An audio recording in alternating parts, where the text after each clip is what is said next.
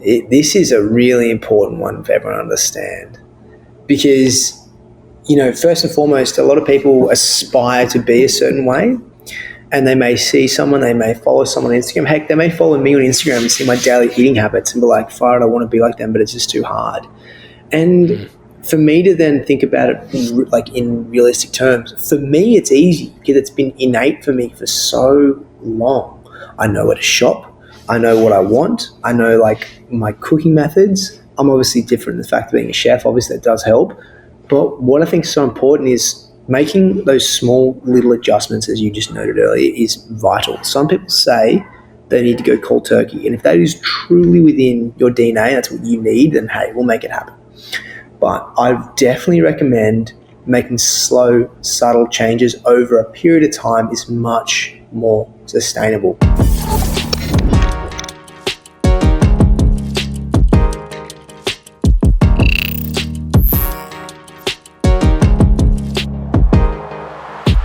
Ladies and gentlemen, welcome back to It's the Bearded Man podcast with your favorite, the world's favorite bearded man, Bobbbaaaay. Each week with our guest episodes, I try to put the spotlight on someone who, in my eyes, is reaching their inner potential. Our guest today is from Sydney, Australia. He's a performance chef that helps legends eat the right foods for their performance. He's the CEO and co-founder of Charley Street, an Australian cafe in Nolita, New York. In 2019, he was selected as Forbes 30 Under 30. What an absolute legend for that. He's also the host of the Epic Table podcast, where he cooks for some of the world's most remarkable thought leaders, experts, and A-list celebrities. He's also an author, as if the list doesn't end. And on top of it all, as if he wasn't busy enough, he somehow finds the time and is a 3-time marathon runner, half Ironman athlete. Hopefully I got those numbers right. I might have missed one. You may have seen him on Good Morning America, the Food Network, today, the Drew Barrymore Show. Today on the podcast, Dan Churchill. Oh, Bobby, bro, I need you just to hang out with me. We need to get beers, and you can, whenever you have friends hanging out, you can just introduce me like that. That makes me feel really good, bro. So thank you very much for having me. Dude, we needed quite a bit of a runway to introduce you, Dan. You're a busy man, brother. Yeah. Just hopefully my girlfriend doesn't listen to this too intently on the initial part anyway. But yes, no, I've got an amazing team around me that helped me get to this position, and just like you, bro, like seeing what you're doing, we're just trying to create the world to be an easier, healthier place for people. Yeah, man, it is that balance of work hard, play harder, but at the same time, just making sure you're putting your best foot forward and you're going. What this show is all about, as I kind of mentioned to you before we got started, is this is all about helping people reach their inner potential. You specifically, how this is like such a good conversation, because we've never really had anyone that has such a food background that's truly a chef. How does food play a role in us being able to reach that inner potential? Oh man, that's such a good opening question. And I actually think it's got so many onion layers, if I will. There's so many layers to it, bro. Like there's obviously the food itself will drive nutrient value. I think that's almost like subpar of the understanding of what food is now. I think performance-wise, food establishes a opportunity for relaxation, parasympathetic activation, and just honestly to enjoy moments in life that, we probably at this time just need. I really mean that, man. Like I think we get more out of food from what it brings in the environment that we socialize, or even just on our own terms of eating on our own, that it brings. I think that's something we just don't truly accept. From a nutritional standpoint, yeah, of course, like breaking down the prebiotic values of dietary fiber, the wonderful balance of micronutrients that we probably again neglect as we focus too much on the macronutrients of protein, fats, and carbs. But ultimately, man, like food plays such a big role in everything that we do. I say it has an effect on us physically, has definitely a mental effect on us, and then obviously the social effect. And I think, taking away from the lovely world of the Italians, man, that's they eat to live, and I think that's such a beautiful thing that we should also reflect on. Yes, I think one of the biggest changes that I've had in food in the last year, I'd say in about the last year, and it came from our boy Nick Bear, was looking at food as fuel. When you start to look at food as fuel, you start to have a different relationship with it, because you're now analyzing, how does this food positively impact me? Is this going to fuel me up for the day? Is this going to make me feel energized? Is this going to make me prepared for the workout and the mental clarity that I need to go into a podcast? And I think just changing that lens has allowed me to see food from this standpoint of like, it's actually keeping me going, and I need to take inventory of what food makes me feel my best self. And ever since that, it has just been an absolute game changer for me. Bro, I cannot tell you, when I had him on the episode I had him on, when he spoke about that, he actually used those words, he used that line. And it really opened my eyes as well, as a way to communicate something that is much more common than we see. And for that, he talked about how the moment he flipped the switch from looking at food aesthetically to thinking about it from a performance perspective.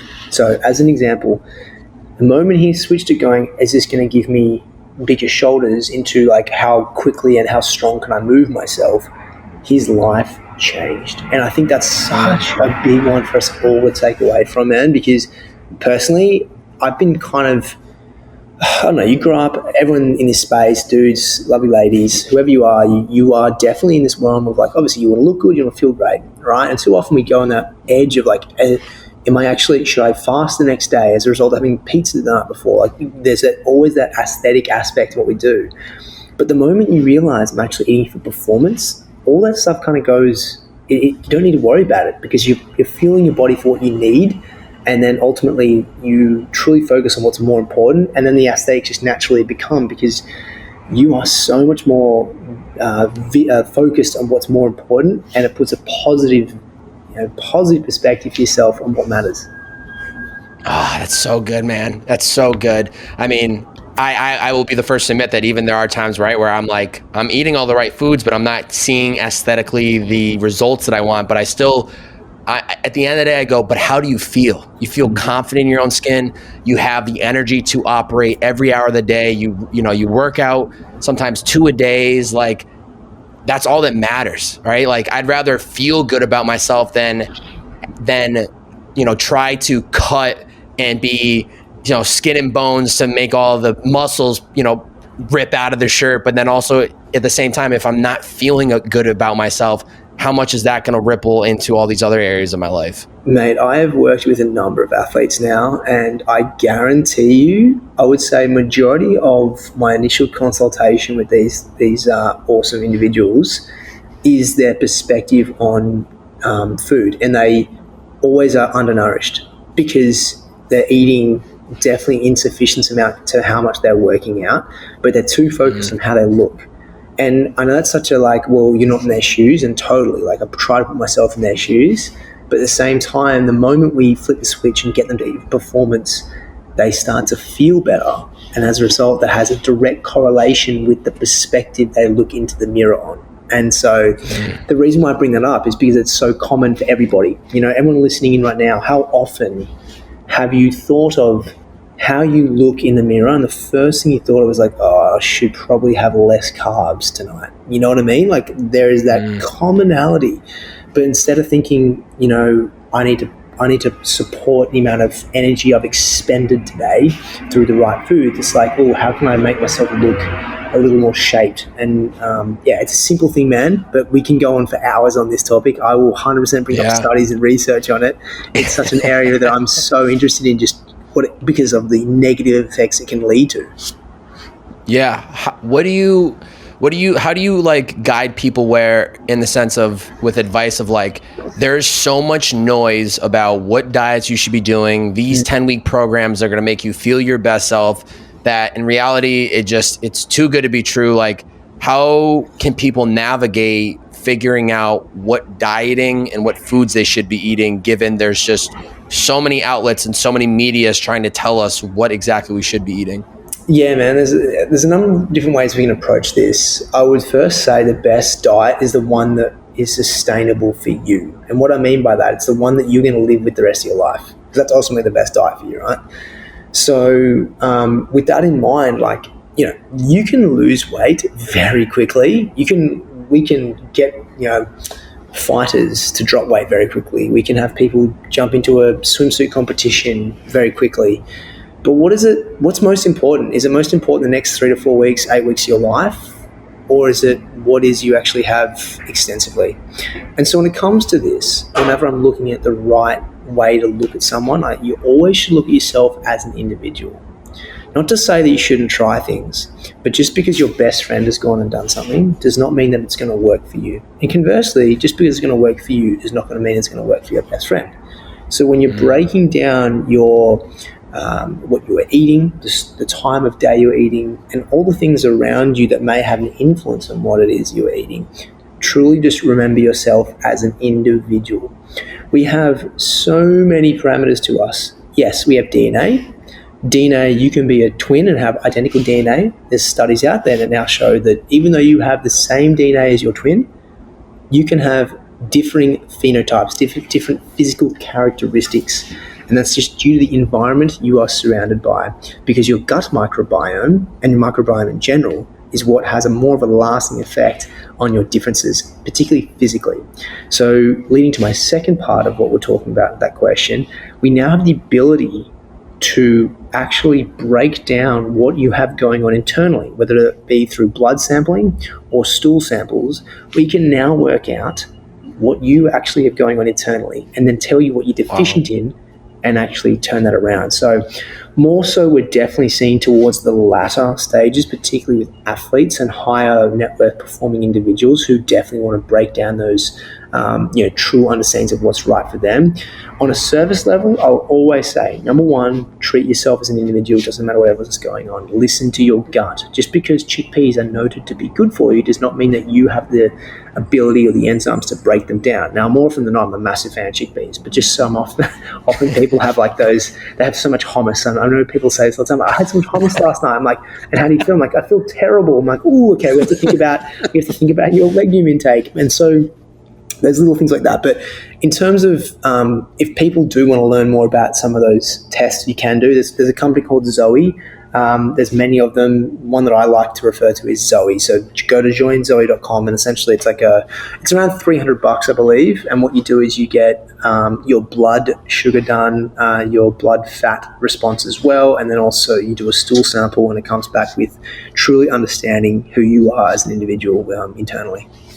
It'll tell you what you should and shouldn't be eating just from that alone? Yeah, so essentially you'll look at it's really funny the way they put it. So they'll tell you how your response to certain foods are. So for example, you may, like the average banana, some people may spike more insulin from, right?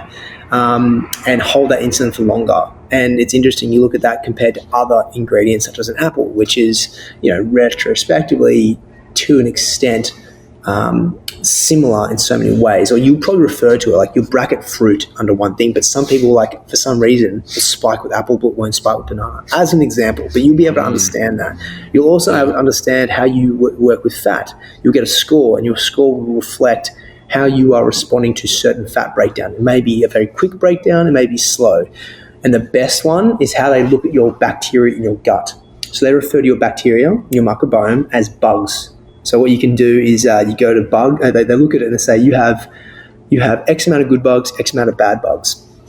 And typically how it works is one good bug is the opposite to a bad bug and vice versa. So if you're big in one bad bug, it's obviously going to be battling out the good bug in its correspondence. So what you want to do is feed the good bugs the things that the good bugs would eat and starve the bad bugs what they would eat. So eventually it kills them out, because what would happen is with the bad bugs, those bad bugs are linked to specific symptoms or physical characteristics or just symptoms in general that may be related to like IBS, or maybe you have bad skin or whatever it is. And so that's what we're now seeing. We're now seeing that bacteria are directly correlated with things that we can then adjust through our lifestyle and particularly our food. So if you want to get rid of some of these symptoms, we look at, hey, you need, like for example, for me, interestingly for me, it's like you actually should have a little bit more dairy yogurt. I'm like, whoa, okay. You should be more dairy. More dairy, right? Which is more dairy yogurt. I don't have dairy, but more probiotic yogurt. So Greek yogurt. I don't have milk. I have oat milk. I'm actually currently plant-based.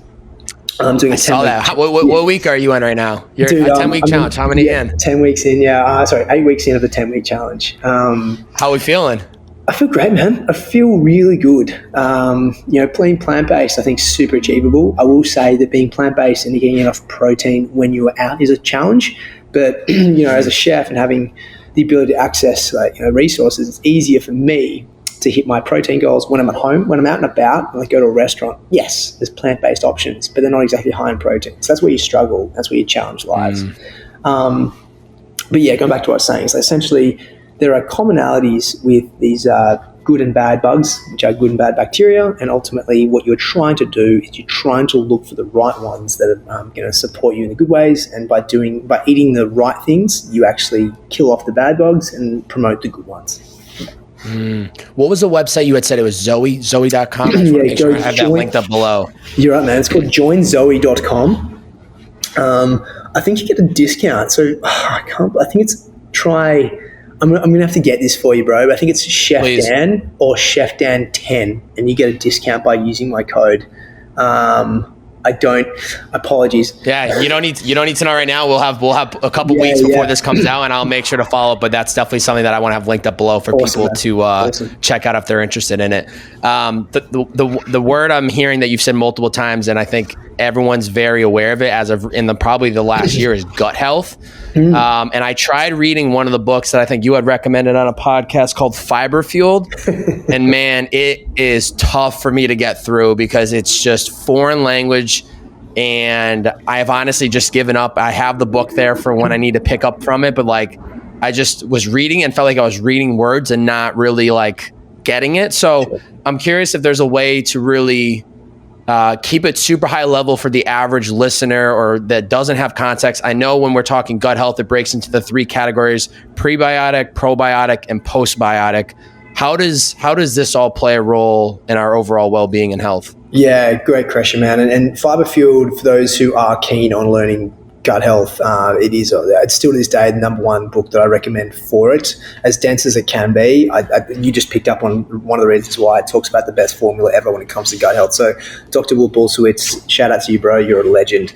So, and let me reinstate, everything that I'm about to tell you about gut health is purely because of Dr. B. So he taught me all this. So this is me just paraphrasing what he would already say.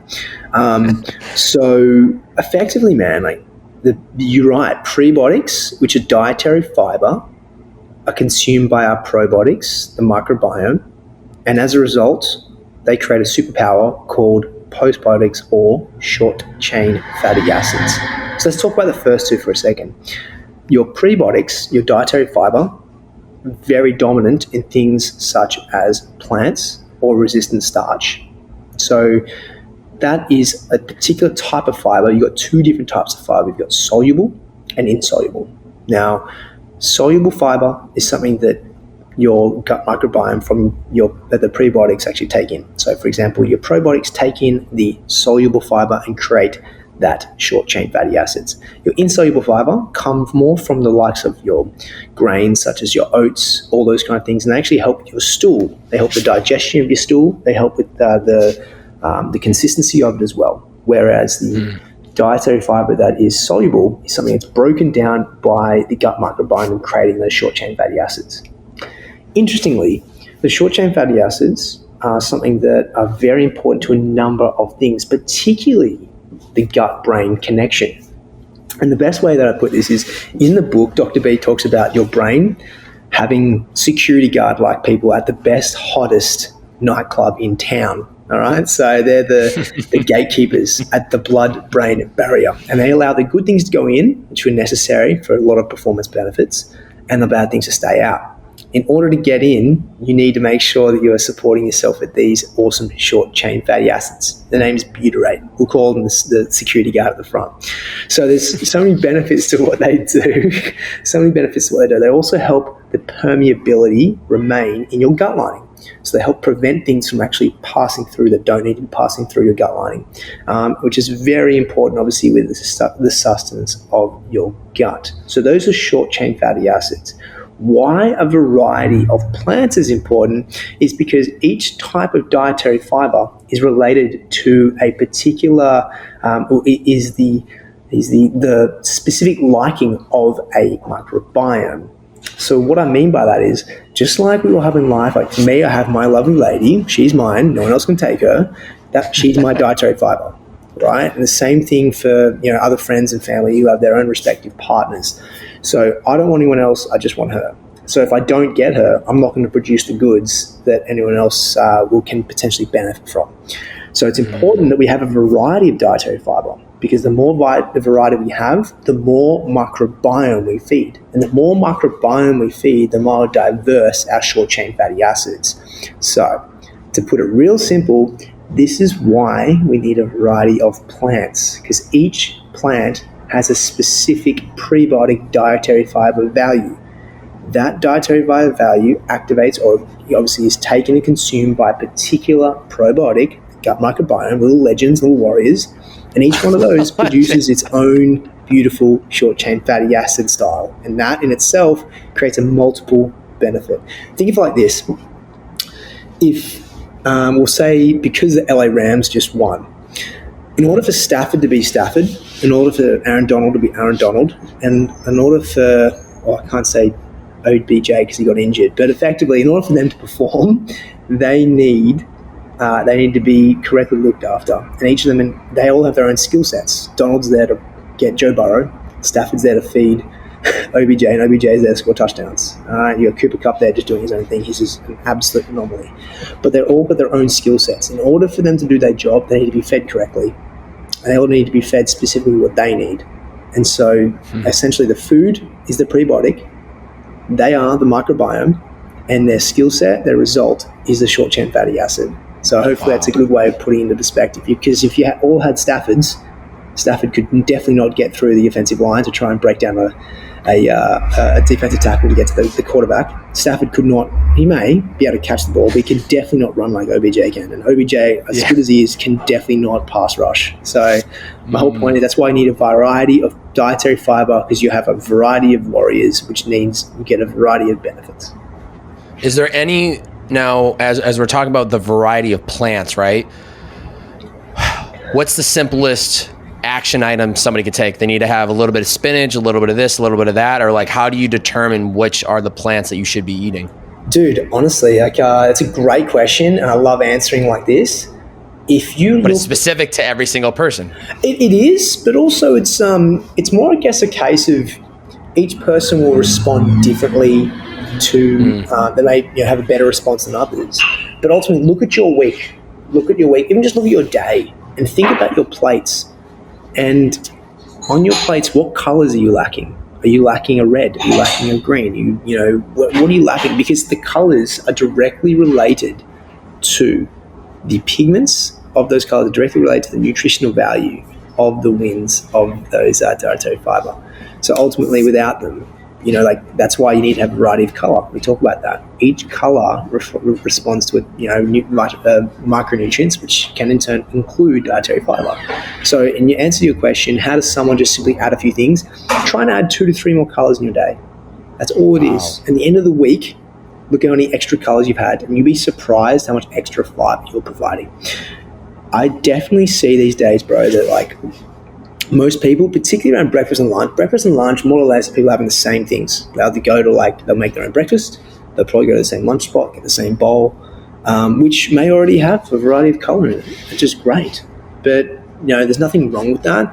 What I just see is important is over time to get a variety. So switch it up a little bit, or maybe have a dinner that's completely opposite to the lunch, if you know what I mean. Does that make sense? Wow. Yeah. It's funny because you're preaching to the one that I do that, right? I have the same breakfast, lunch, and dinner.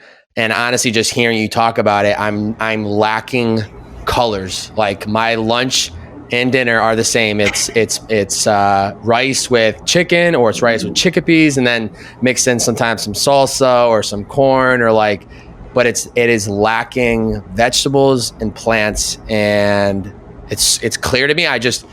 I've assumed that I don't necessarily need it, even though I know it's good for you. But I'm curious now, after this conversation, how I would feel in the next couple of weeks if I did go out of my way to make sure that there are more reds. Like reds would be like tomatoes, right? Or dude. or like greens would be adding more spinach in, which I don't even have salads anymore because I feel like I'm not needing it.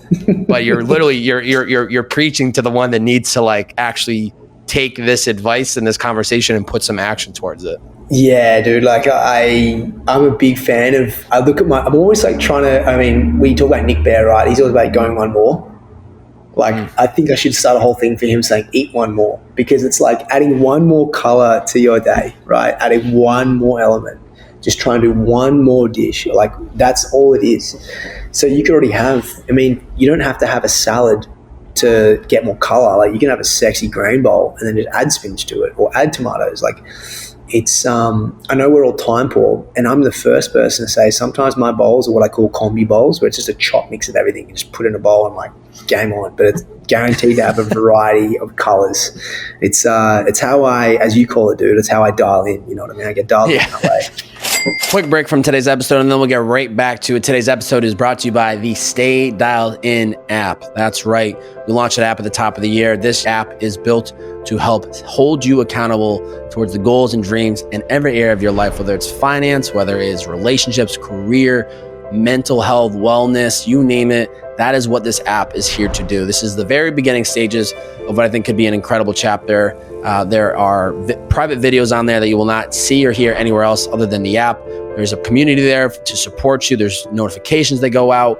This app is built to support you every step of the way. If you're looking for a supportive community that you don't necessarily have around you, I hope and I want this app to be the world that you click into that supports you as you're working towards your goals and your dreams. If it's of interest to you, you can download it for free on all the app platforms. There is a paywall behind the content in the community section, which is $4.99 a month. You can learn more about that if you head over to join.staydialedin.com to see the features and understand what you're signing up for. You can cancel at any moment in time. Once again, that's join.staydialedin.com to learn more. If you want to just download it free, Stay Dialed In on all platforms. Check it out. Hold yourself accountable all 2022 and cross off them goals while doing so. Thank you. Back to the episode. Wow, man, that's that puts a lot of things into perspective, and it immediately I can just feel like some of this change that I need to make, and I think it's going to be exciting to see how do I feel, because I'm very particular with making sure that I'd say 80 to 85% of my diet is pretty clean, pretty like dialed in on like what I'm eating and making sure that it's good for my body. Once again, fueling my body versus just eating to eat. And so just adding these little layers, I think is going to be interesting. Somebody that listens, and I'm sure you get asked this from time to time, like people that have bad eating habits, that's something that can be very overwhelming to change, even though someone internally knows like, I need to make that change. Is there any advice you give to people on how to start making that small, subtle changes that inevitably will make a huge difference in time? Yeah, this is a really important one for everyone to understand, because, you know, first and foremost, a lot of people aspire to be a certain way, and they may see someone, they may follow someone on Instagram. Heck, they may follow me on Instagram and see my daily eating habits and be like, fire, I want to be like them, but it's just too hard. And for me to then think about it like in realistic terms, for me, it's easy because it's been innate for me for so long. I know where to shop. I know what I want. I know like my cooking methods. I'm obviously different in the fact of being a chef. Obviously that does help. But what I think is so important is making those small little adjustments, as you just noted earlier, is vital. Some people say they need to go cold turkey. And if that is truly within your DNA, that's what you need, then hey, we'll make it happen. But I definitely recommend making slow, subtle changes over a period of time is much more sustainable. To the point, number one is cutting out refined sugar. So like, you know, we have so much sugar in things naturally, like even in fruit, we don't need to add any more. In fact, we now have like sensory studies that look at people who've weaned off sugar and get the same sensory sugar response from natural fruit as they did from confectionery sugar, because they're so used to they're not used to the refined sugar, that when they taste the natural sugar, they're like, whoa, you know, that's the thing that we crave naturally. But what I would say is like, try to remove sugar from your coffee. All right, try to remove that kind of stuff. Try to think about where you're else adding sugar, whether it be brown sugar, you know, cane sugar, anything like that. If you're having cane sugar and it's in a dark chocolate at nighttime, dude, I'm first to say I still have my dark chocolate every now and then. Probably like once, twice a week I have a cube or two, right? It's ridiculous, but I do. It's what I love. And I'm not saying you have to remove it forever, but I'm just saying that cutting out refined sugar is something that is probably the biggest one. So slowly doing that. The second thing I would say is adding more plants. And again, we do that more progressively. So just simply adding an extra color or two every week. That's all it is. Slow, progressive things. And then ultimately, I think the most important one is you have to be enjoying what you are cooking or eating. There is no satisfaction for me in foods you don't like, because you're not going to be motivated to enjoy it. Your brain, which is conditioned to light up with food that you love, which then sends amazing like messages around the body when it is lit up to do everything else, will not be doing its job if you are consuming food and it's simply calories that is not exciting you. So it's so important. I think that's really important. I think some tips that are always big on for me is find recipes that you actually get excited by to cook, or at least try. Make them simple, but like have a go. And if you fuck up, honestly, I'm a chef. I screw up cooking all the time. I'm trialing things. I'm testing things out. You know, like I went rock climbing the other day, and the guy's like a professional rock climber, and I'm like, people get frustrated and quit, and they're like, dude, if I quit when I was rock climbing by falling the amount of times I've fallen, I would be still back to where I was when I was 17. I'm like, fuck, it's so true. So for me, if I was not someone who persisted with my cooking, I would not be professionally a chef. Now, not to say that you have to be a professional chef. I'm just saying that if you really want to try something and be decent at cooking, and you don't have to be a lot to be decent, but just cook some tasty meals, just practice. Be okay with failing. Don't get annoyed that you may have burnt something that you put time and effort into, because one day as you get used to it, you don't even realize some of the things you were doing with cooking, like getting that beautiful crispy chicken skin, or like adding a beautiful sauce that takes 30 seconds. Like for me to cook is so quick and easy. And I know that sounds like it's not, I'm just saying like what is so appealing and realistic for every single person listening here through practice. Yeah. And I think it's all about, I think this goes to, excuse me, right back to the entire question is keeping things simple, right? So when you're trying to change the diet, the eating habits, one small step of what can you change in your weekly diet? How is that going to benefit you? Then what is one small step you can make this week that's going to add in more color? What's one small step that is just going to head you in this right direction, instead of thinking that like, wake up, hit the reset button, everything's got to go. We got to strip out the donuts, the chocolates, the this, the that. And that is too overwhelming. And even then it's like, I'm not somebody that spends a lot of time cooking, but I have figured out those handful of things that I can make pretty quick, easily, and they're good for me. And that's the beauty of the internet too, is if you can find people like yourself that you're showing in a 60-second reel how to make something. And it's just like, follow the directions, or at least like get inspired by this and change it up a little bit. So even in the world we live in today, it's like it is possible to find those simple recipes that will be easy for you to cook. And what I've found to be key is making 2 to 3 days worth. Usually anything more than that, and I'm already sick of it, but I don't mind having that same lunch 2 or 3 days in a row, and then by that third or fourth day, then changing it up to something different. Oh, dude, without a doubt. Like I think there's so many, people say I like to meal prep. I don't like to meal prep. I like actually I personally don't. I like cooking things, relatively either for that day or the next day. That's it. I don't like doing 4 things in a row. That's just because, I like having. You got to keep the skills sharp. I know. Yeah, man, exactly. I got to sharpen the tools. Make sure I'm still got it.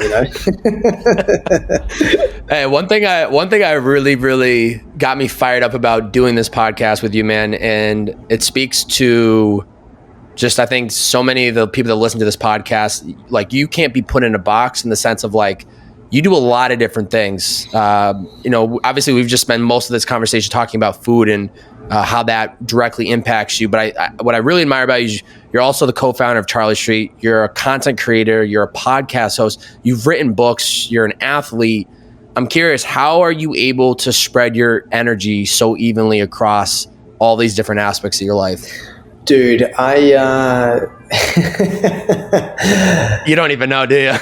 No, I do. I know the answer. Just, it's just sometimes, like, I remember when I was doing absolutely everything on my own, absolutely everything. And I remembered, what I had, what I had the ability to do, what I was good at, what I wasn't good at, and still had to do. And now, as things have progressed, I have found a way to learn to delegate. And I started out being consistent with my brand, and it got to a point where I needed to get someone else and could afford someone to come else to help me do stuff. And that was getting a videographer.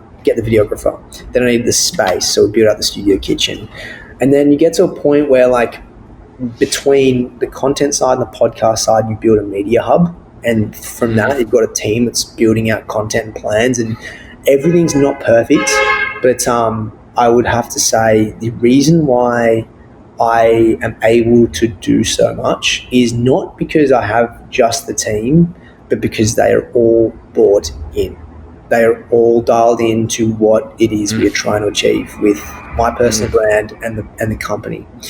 And that is really important. I've registered that from day one. Like, we had shoots today where they didn't need to be there for certain parts of it, but they were there before I was, which is scary because, like, I'm the person who's meant to be, here first and doing everything like that. And then, like, the biggest thing to me, man, and particularly at the start of this year, is I have been in a scary situation to me because I have time. Like, I have time to plan. I have time to be creative. I have the ability now to, actually think and envision the future. Whereas the past couple, like when COVID was there, it was a completely different story having a restaurant. But having a team and teaching them things and getting them on calls with experts that unfortunately now have access to, just like you do, to learn stuff is super rewarding. And as a result, the answer to the question is have a team who is bought in, and that changes the game.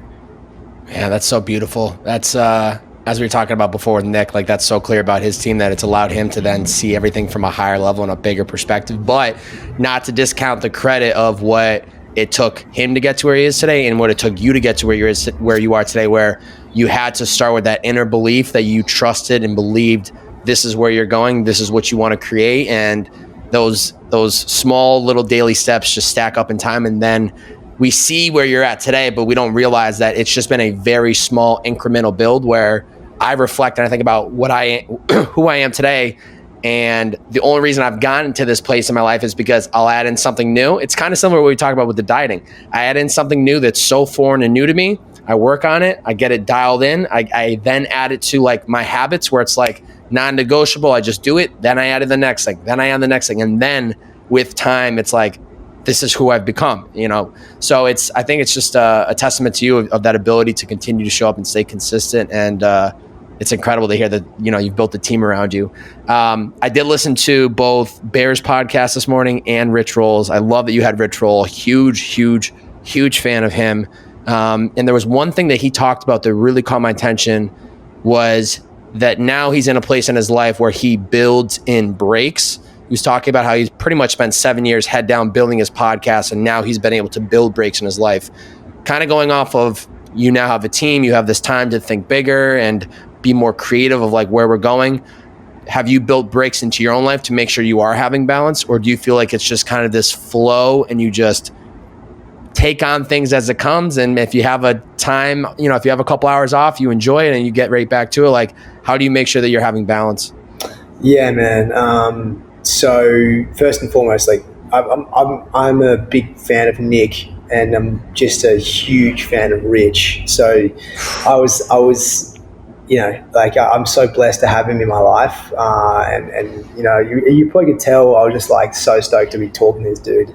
But yeah, I've learned so much. He's a legend, dude. Oh, dude, absolute legend. It really is. Like, I was in LA, as I was telling you, I was in LA recently, and he takes his breaks in Hawaii, like, once a year. He goes, like, away for a pretty solid amount of time. And he just was like, man, go visit Julie. And she's a beautiful woman as well, his partner, and she's amazing. So anyway, I have much respect for Rich. If you guys don't know Rich, go check out his podcast, Rich Roll. It's to this day, probably one of the best podcasts in the world. I really mean that. You'll be on it soon enough. Calling it right now. Thanks, man. Calling it right now. Can't wait. Yeah, dude. No, it's a great question, and I recently went to Hawaii. Milena, my partner, and I, we went to Hawaii, and it was the first time in 2.5 years that I felt that I was content with being on holiday. I didn't have to check anything. I could wake up whenever I wanted. I could do whatever I wanted.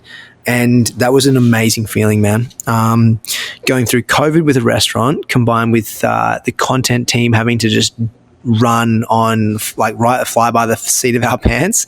And now we're in a position, man, that we can build out content in the first 2 to 3 weeks of the quarter, have the rest of the time to shoot content originally for us. Wow. And that's our product right now, right? And so with that, I realized the importance of that downtime, and I've always said it, but haven't been able to. So yeah, man, it's key though. It gives you that time to recharge the batteries and see things from a different lens. And it also is just so important to what's it all worth at the end of the day? Well, it's 100%. And you are the vision. Someone said to me that as a CEO or the leader of the company, your job is to see the company's growth and future. And if you can't see the growth and future, why can't you?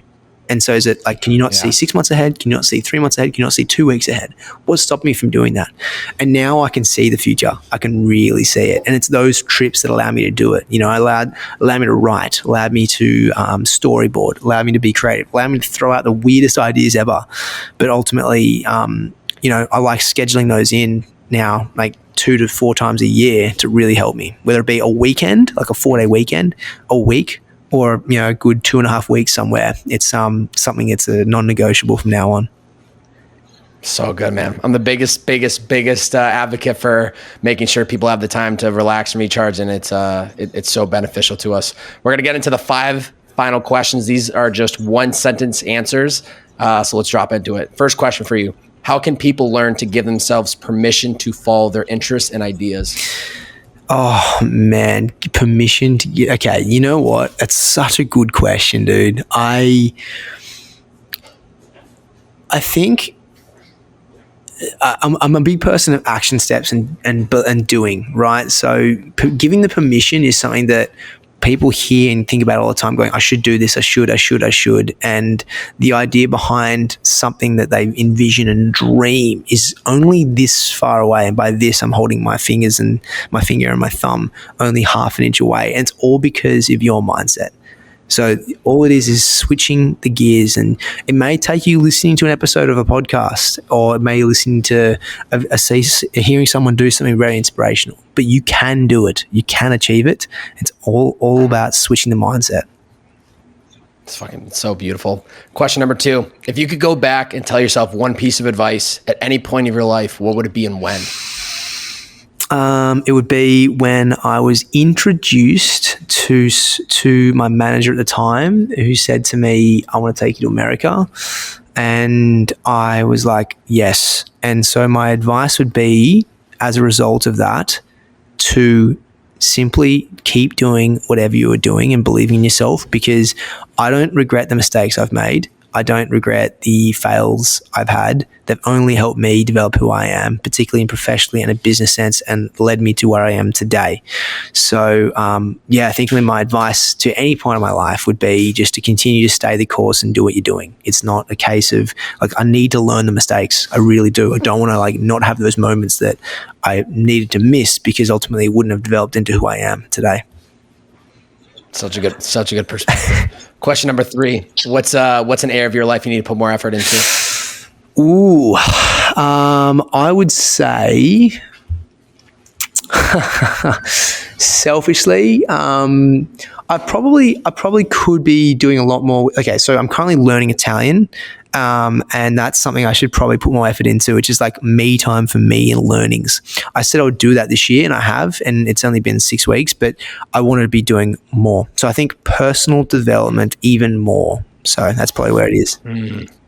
It's great. It's great.